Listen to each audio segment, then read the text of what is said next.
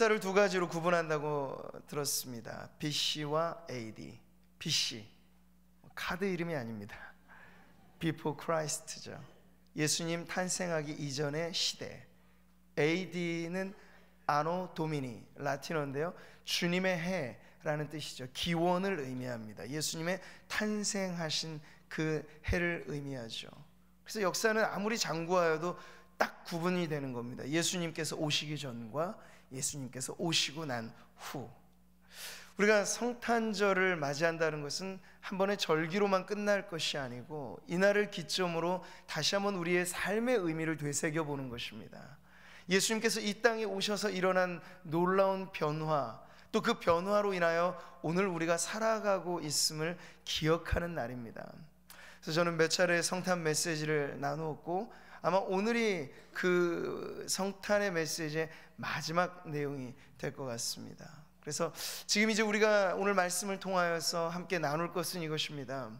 그저 한 번의 이벤트와 행사로 끝나고 말 행사가 아니고 우리의 인생 가운데 찾아오신, 역사에만 BC와 AD가 있는 것이 아니라 우리의 인생도 그러하죠. 예수님을 만나기 전과 만나고 난 후 우리의 인생에 주님으로 인하여 펼쳐진 새로운 날들의 의미를 돌아볼 때, 그렇다면 예수님을 모시고 그 탄생하신 주님, 다시 오실 예수 그리스도를 중심으로 우리의 삶은 어떻게 살아가야 할 것인가. 오늘 설교의 제목으로도 다른 길로 돌아가라고 정하였는데요, 동방의 박사들, 목자들, 그 첫 탄생의 현장에 있었던 이들이 어떻게 다른 길로, 새로운 길로, 변화된 삶으로 나아갔는지를 살펴보면서 오늘 저와 여러분의 삶도 희망찬 새해, 변화된 삶의 자리로 나아가는 그런 결단이 있기를 바랍니다. 자, 오늘 다른 길로 돌아간 사람들, 그 첫 번째 동방의 박사들을 봅니다. 우리 이들의 행적을 알고 있죠. 그 머나먼 곳에서 문득 떠오른 빛난 별을 보고 고대 천문학자들이었던 그들은 그 이상한 기운, 이 징조에 호기심을 갖고 먼 길을, 그 여정을 출발하였습니다.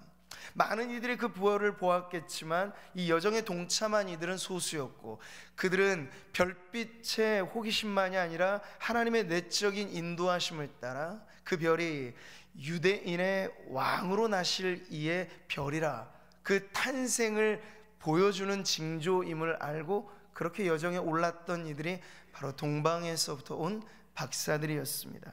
자, 그런데 이들의 여정 속에 중간에 경유했던 곳이 나오죠.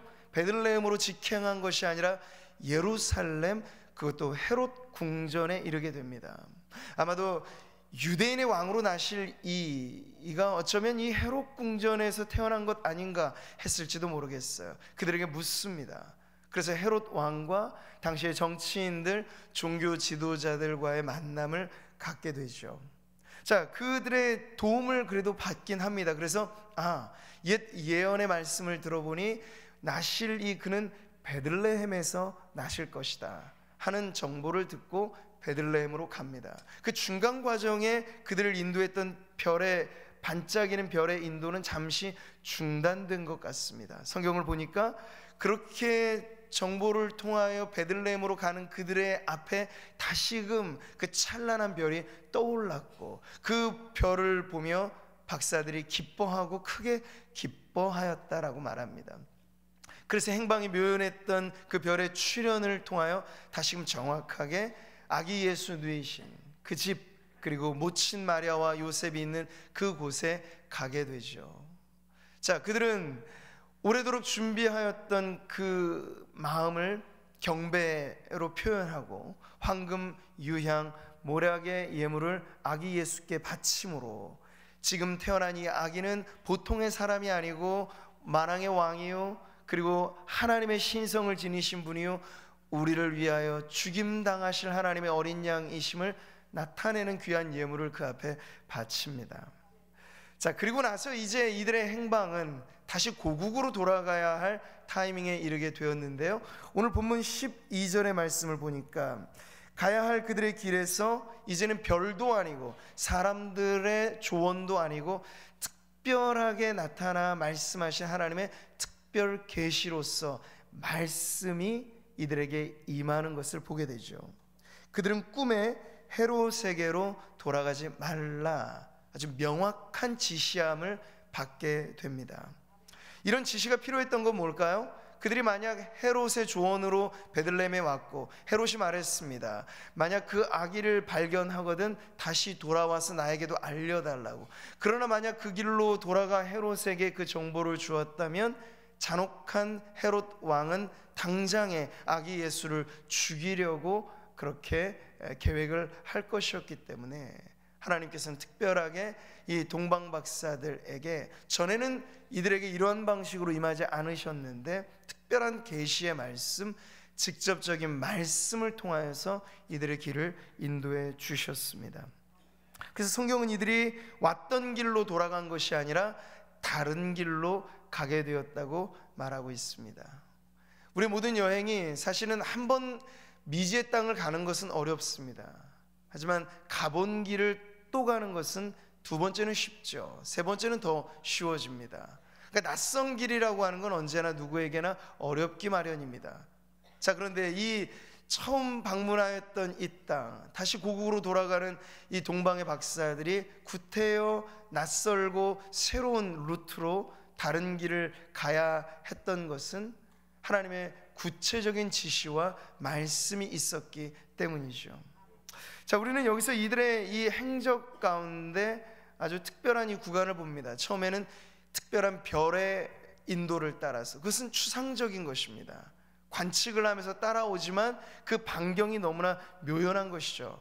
그리고 두 번째, 헤롯과 그 무리들, 세상을 상징하는 사람들의 도움을 이들이 받았습니다. 우리가 처세를 말할 때 세상을 살아가는 방법에 있어서 인생을 많이 살아봤던 이들의 도움, 조언 필요하긴 하죠. 그런데 하나님과 우리 사이에 우리의 인생의 정확한 길을 발견하려고 할 때는 역시 세상의 조언과 도움이 그리 크게 작용하지 않는 것을 경험합니다. 오히려 우리의 인생의 경험을 돌아볼 때 중요한 인생의 선택의 기로에서 사람들의 도움이 오히려 우리의 인생을 무너뜨리는 그런 경험이 되었던 것을 우리는 알 수 있습니다. 자, 그렇기 때문에 동방으로부터 온 박사들이 중요한 그들의 길을 찾으려 하는 이때 오늘 성경은 그 중요한 길목에서 하나님의 말씀이 이들을 이끌어 주셨다는 점을 지금 강조해서 보여주고 있는 것이죠. 다른 길로 돌아간 이 동방의 박사들, 성탄의 현장을 목격한 사람들입니다. 그 앞에 합당한 경배를 드린 사람들입니다. 그리고 이제 하나님의 말씀으로 새로운 길을 찾아가는 이 사람들의 모습을 보면서 이제 오늘 우리는 오늘에 살아가는 우리의 삶에 있어 성탄의 현장이라고 하는 것이 곧 복음이고, 그 복음의 현장을 찾아와 그 복음 되시는 예수 그리스도 앞에 경배하였던 이 동방의 박사들이 오늘을 살아가는 성도들인 우리의 삶의 지향, 우리가 어떻게 어떠한 방향으로 살아갈지에 대한 그러한 샘플이 되는 것을 알 수 있습니다. 자, 이럴 때 우리는 복음의 목격자로서 변화된 삶을 살아가야 하겠습니다. 그런데 그 길을 어떻게 살 수 있을까요? 첫 번째로는 우리가 먼저 복음을 경험해야 합니다. 복음은 사변적인 것이 아닙니다. 복음은 이론이 아닙니다. 복음은 어떤 책에 쓰여진 글귀의 교리가 아닙니다. 복음은 사건입니다. 복음은 인격적으로 이 땅에 오신 예수 그리스도의 삶이며 죽음이며 부활이며 그로 인하여 펼쳐진 모든 것입니다. 그래서 우리가 복음을 안다는 것은 예수와의 만남입니다. 복음을 제대로 이해했다라고 하는 것은 우리의 인격에 그 예수의 생명이 관통했다는 것입니다. 복음을 그렇게 경험함으로써 우리가 변화되는 아주 중요한 변화의 지점이 바로 우리의 예배의 삶입니다. 동방의 박사들이 그 머나먼 길을, 그 수고를 마다 않고 왔던 단 한 번의 결정적인 예배를 위하여 그들은 값을 지불하였고 귀한 예물을 바쳤고 그 한 번의 예배에 드린 정성과 노력, 그들은 아낌없이 그것을 지불하였습니다. 이 모든 것이 복음으로 이 땅에 오신 예수 그리스도와의 만남으로 인하여 가능한 일이었고 그 만남으로 변화된 모습이었습니다. 하나님께서 오늘 우리에게 원하시는 것 역시 마찬가지입니다. 하나님은 우리를 구원하시되 먼저 일꾼을 만들기 위해서 구원하신 게 아니고 예배하는 친 백성을 삼으시려고 우리를 구원하신 것입니다. 에이든 토저라고 하는 작가가 이런 말을 하였습니다. 하나님은 무엇보다도 예배자를 원하십니다. 예수님이 우리를 구속하신 것은 우선 우리가 예배자가 되도록 하기 위해서이지 일꾼이 되도록 하기 위해서는 아닙니다. 우선순위를 말하는 것이죠. 예배를 사모하고 갈망하는 사람만이 훌륭한 일꾼이 될 수 있습니다. 이 순서입니다. 우리는 물론 일꾼이 되어야 마땅합니다. 우리의 모든 삶이 주님께 헌신의 예물로 바쳐져야 합당합니다. 근데 그것이 의미 있는 헌신이 되려면 먼저 하나님 앞에 엎드려 경배하는 예배자가 되어야 합니다. 경배란 무엇인가요? 꿇어 엎드리는 것이죠. 납작이 엎드리는 것입니다. 주님은 높이고 우리는 낮아지는 그 경배의 자리에서 올바른 관계가 맺어질 때 하나님이 우리를 어느 곳에 보내시고 무슨 일을 맡겨도 우리는 안전한 일꾼이 될 것입니다. 그렇기 때문에 예배자로서의 삶의 변화가 중요합니다. 자, 그리고 우리의 인생의 중요한 결정의 기로에 설 때 우리는 어디로 갑니까? 사람들의 조언에 귀를 기울이나요? 혹은 뭔가 신비로운 체험을 통하여 이끌림을 받기를 원하시나요? 중요한 건 하나님의 말씀이 우리의 인생의 중요한 경로를 설정하는 기준이 되어야 한다는 사실입니다. 그래야 방황하지 않습니다. 그래야 헤매지 않습니다. 하나님이 우리를 인도하시는 그 말씀이 우리의 발의 등이요 길의 빛이 될 때 우리는 어긋남 없이 하나님 우리에게 맡겨주신 소명 이루는 인생이 될 줄 믿습니다. 자, 우리는 다른 길로 돌아간 사람들, 특별한 케이스 한 명을 더 보고 싶습니다. 바로 사도 바울이죠. 우리의 인생에도 BC와 AD가 있다고 말씀드렸습니다. 획기적인 예수를 만나기 전과 예수를 만난 후의 변화가 아주 분명했던 사람, 그가 바로 바울이었습니다. 사도행전 9장에 바울의 회심 이야기가 나와 있는데요, 그는 먼저 유대교에 심취한 그의 종교적인 열심으로 예수님의 제자들을 핍박하는 것이 정당하다 믿었던 사람, 열정은 있었지만 잘못된 방향으로 맹렬하게 달려간 사람입니다.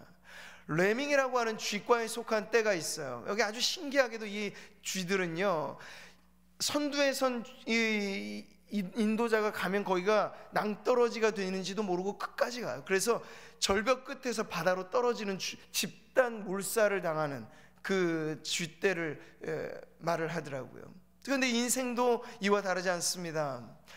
열심히 달려가는 것이 최선이 아니고 우리의 방향이 어떻게 설정되어 있느냐가 중요합니다. 언제고 인생은 속도보다는 방향의 문제입니다. 근데 바울에게 있어서 방향의 설정이 잘못되어 있던 거죠. 자, 다메섹으로 제자들을 잡기 위해 가고 있는 그 발걸음, 멈춰 세운 이가 있습니다. 바로 그가 핍박하였던 예수 그리스도, 부활하신 영광의 주님이 빛난 영광으로 그에게 찾아오신 거죠. 사울이 길을 가다가 다메섹에 가까이 이르더니 호련히 하늘로부터 빛이 그를 둘러 비추시는 이 사건이 바로 사도 바울의 BC와 AD를 갈라놓는 사건이었습니다. 예수님께서 직접 그를 만나주신 거죠. 자, 그로써 그의 삶에 변화가 생깁니다. 그는 스스로 현명한 줄 알았고 자신의 엘리트 교육을 받은 지식인이기 때문에 자신의 눈이 밝은 줄 알았습니다. 그러나 부활하신 영광의 주님을 만나자 눈이 멀어버렸습니다. 일순간 눈이 멀어버렸습니다. 그것을 통해 주님이 깨닫기를 바라셨던 건, 바울아 봐라, 네가 자랑하던 그 지식, 종교적인 열정, 그것이 얼마나 잘못된 방향이었는지를 보라는 것이에요. 그걸 깨닫게 하시고자 며칠간 그는 눈먼 상태로 머물게 됩니다. 그리고 다시금 주님께서 은혜를 비추어 주셨을 때 이제 새로 눈을 뜹니다. 그 영적인 눈이 열려지게 되는 것이죠. 예수 그리스도의 존재를 믿음으로 바라볼 수 있는 영안이 열리게 된 것이에요. 변화된 삶의 시작은 그렇게 출발합니다.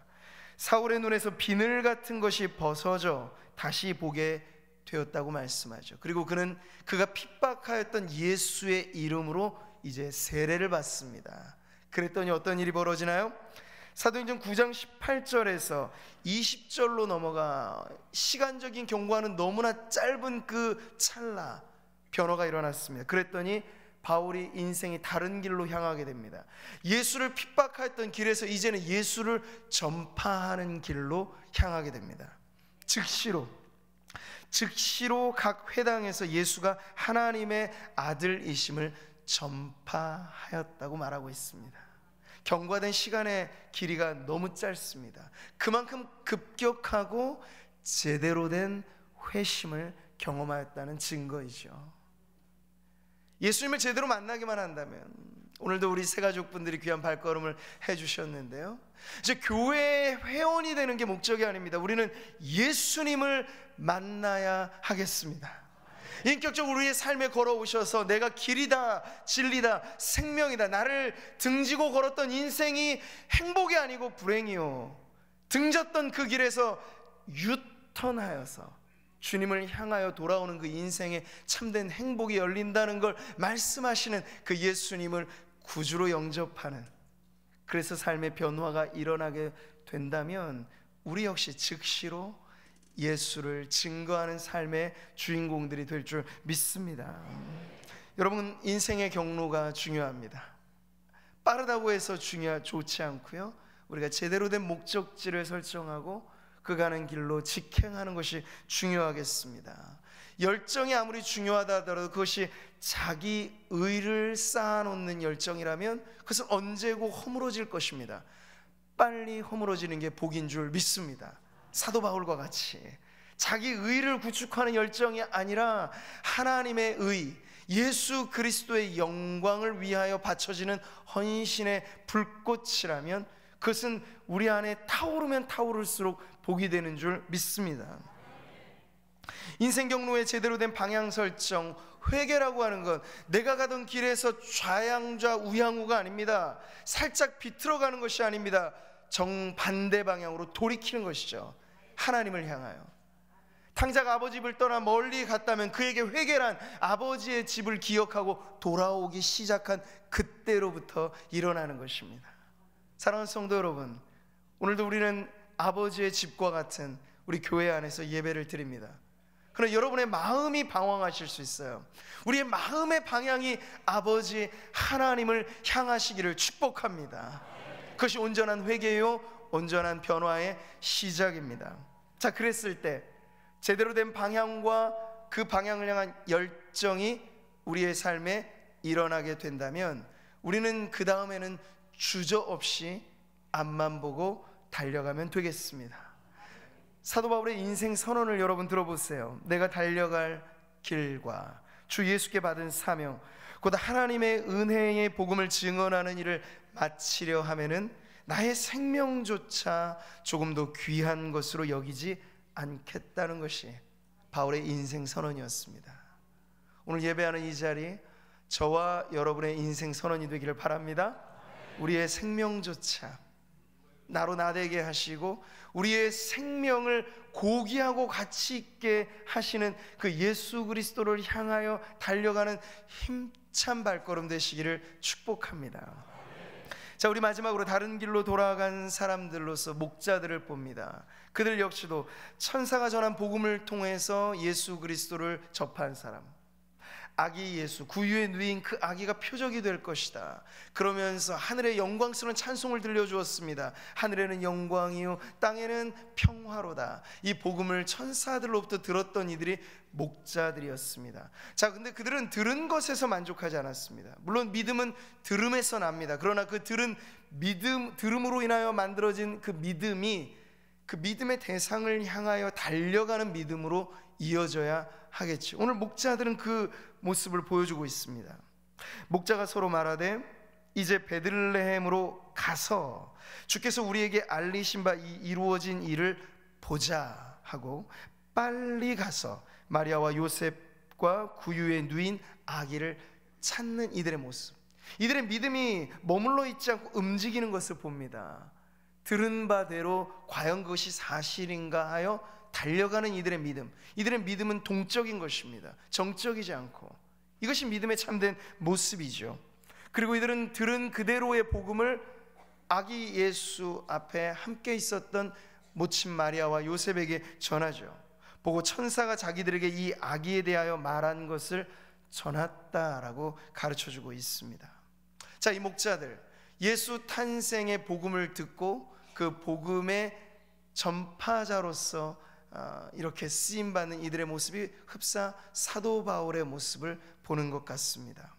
이들은 입술의 열매로 하나님을 찬양하면서 살아계신 하나님께 영광을 돌리며 그들의 삶의 자리로 돌아갔습니다. 우리가 예측할 수 있는 것, 이들이 돌아갔다고 해서 이들의 인생이 목자에서 무슨 사업가로 바뀌었다, 목자에서 무슨 업으로 바뀌었다, 전혀 그러지 않았을 겁니다. 이들은 양치는 일 그대로를 천직으로 알고 계속해서 양치기 일을 하였을 것입니다. 삶의 자리가 바뀌어지지 않고, 관계가 바뀌어지지 않고, 신분이 바뀌어지지 않고, 모든 것이 그대로인 것 같지만 정말 바뀌어진 게 있습니다. 그들의 영혼이 뒤바뀌어진 것입니다. 아기 예수 앞에 영광스러운 복음을 경험하고 하나님께 찬송을 들리면서 그들은 돌아간 삶의 자리에서도 그렇게 살 것입니다. 찬송하며 영광을 돌리며 말이죠. 그들이 들었던 그 복음을 그대로 전하며 살아갈 것을 우리는 알게 됩니다. 이것입니다. 복음의 증거자로 변화된 삶을 살아가야 할 저와 여러분의 삶도 이와 같습니다. 백문이 불여일견이라고 하였죠. 우리가 듣는 것으로의 만족이 아니라 이렇게 주일에도 말씀을 전하고 듣고 하는 이러한 듣는 것으로의 신앙생활이 아니라 우리가 예수 그리스도를 인격적으로 경험하고 그분과 동행하고 보이지 않으나 보이는 사람보다 우리를 더 선대하시고 책임져 주시고 신실하신 주님과 함께하는 그런 삶으로 나아갈 때 우리는 복음의 증거자로서의 사명을 감당할 수 있을 줄 믿습니다. 이것을 위하여 예수님께서 이 땅에 오시되 무형의 존재가 아니라 말씀이 육신이 되어 우리 가운데 거하신 것입니다. 사도 요한의 증언을 들어보세요.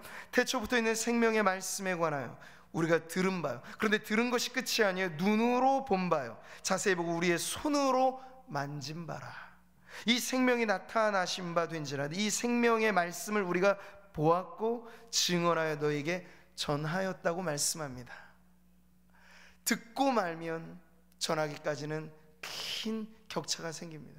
그러나 우리가 손으로 만진 바요, 확신에 찬 믿음으로 복음의 실체이신 예수 그리스도의 인격과의 만남, 그 교통함이 있으면 우리는 주님이 보내시는 그 자리, 동일한 삶의 자리, 가정, 일터, 사회적 관계, 그 모든 것이 그대로일지라도 우리가 변해서 변화된 우리를 통해서 가정이 변화될 줄 믿습니다.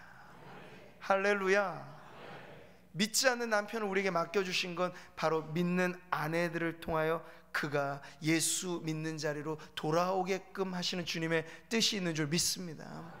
가정 안에 많은 관계의 아픔과 어려움이 있을지라도 우리가 복음의 경험자로 우리가 돌아간 자리에서 우리의 입술이 하나님을 향한 찬송으로 열려지고 복음의 전도가 우리의 삶으로 나타나게 된다면 일터도 가정도 삶의 모든 자리도 지금 있는 그대로가 아닌 변화되는 삶의 자리로 하나님께서 역전시켜 주실 줄 믿습니다.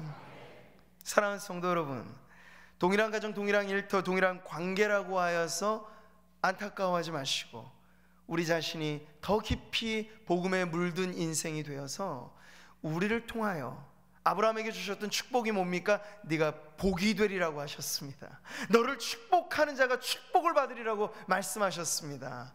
저와 여러분이 그렇게 이 세상을 향하여 누룩처럼 번져갈 때 이 나라, 이 민족, 이 땅과 우리의 가정, 우리 일터가 놀라운 변화를 경험하게 될 줄 믿습니다. 성탄절은 지났지만 우리는 매일의 삶에서 성탄을 경험하며 삽니다. 예수 탄생의 기쁜 소식이 오늘 우리를 나되게 하였고 우리의 생을 가치 있게 하였고 우리가 살아갈 만한 인생이 되게 한 줄 믿습니다. 그러니 그 복음을 소유한 자로서 기쁨을 누리시면서 예수 탄생 그 복음의 실체를 경험한 자로서 돌아가 우리의 삶을 살아갈 때, 매일의 예배를 드리고 우리의 돌아간 삶의 자리가 전혀 새로운 자리로 바뀌어지게 되시기를 축복합니다. 예수의 목격자로, 예수의 증거자로 하나님의 영광을 높이며 찬양하는 하나님의 백성 되기를 축원합니다. 동방의 박사들, 사도 바울, 그리고 목자들처럼 우리도 오늘 복음을 경험하고 복음으로 변화된 삶의 주인공이 되어서 인생의 다른 길, 변화된 삶의 자리로 나아가게 되시는 저와 여러분 되시기를 주님의 이름으로 축복합니다. 할렐루야. 우리 같이 찬양하실까요? 우리가 가는 길이 때로는 희미해 보일지 모릅니다. 그러나 우리에게 분명한 지도가 있어요. 하나님 말씀이 오늘도 우리에게 임하였고 그 말씀을 통하여 우리에게 가라고 지시하신 땅은 너무나 분명합니다. 예수의 길, 복음의 길, 우리 앞에 놓여져 있는 그 길을 향하여 나아가기를 소망하면서 같이 우리 찬양하겠습니다.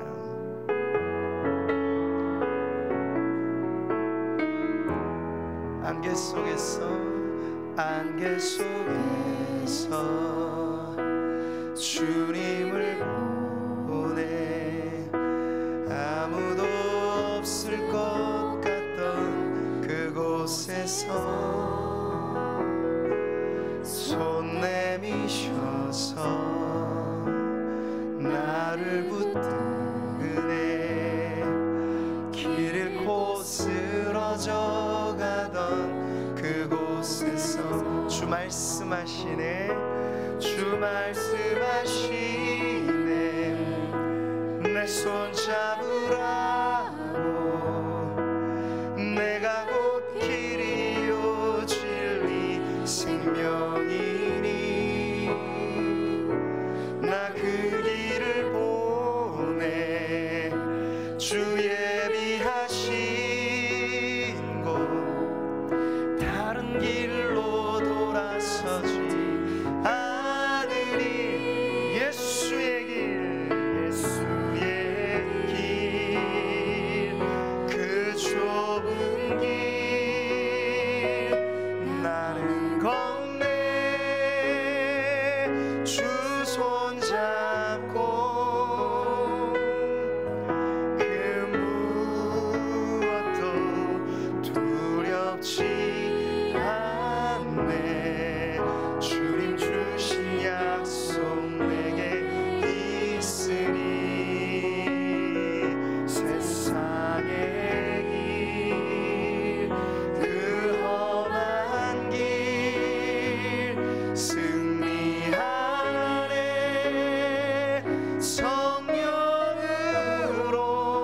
성령으로 그 무엇도 바라지 않네 저 하늘에 내 소망. 자, 우리 다시 한번 고백하겠습니다. 안개 속에서 주님을 보내 길 잃고 쓸 것 같던 그곳에서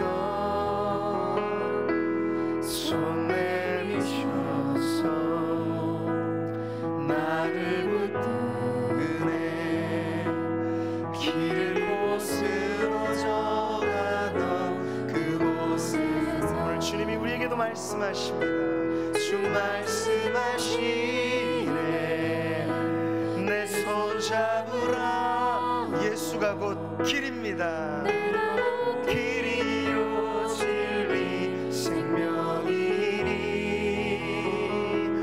나 그 길을 보내 주 예비하신 곳 다른 길로 돌아서지 않으리 예수의 길 그 좁은 길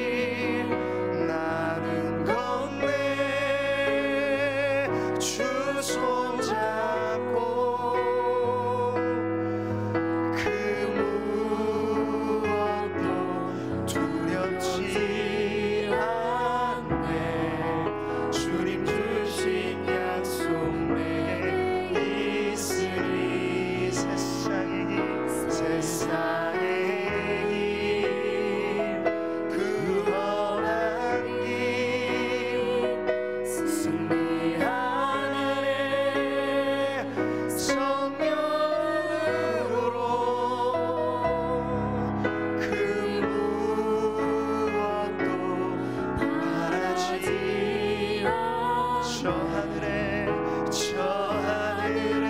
내 소망 있으니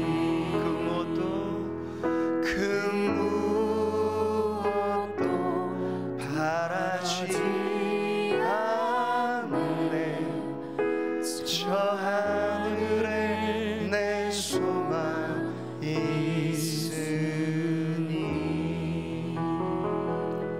하나님, 한 해를 돌아보는 이 마지막 주일 예배, 우리가 지나온 길을 돌아볼 때 어지러운 발걸음이 있었음을 깨닫습니다.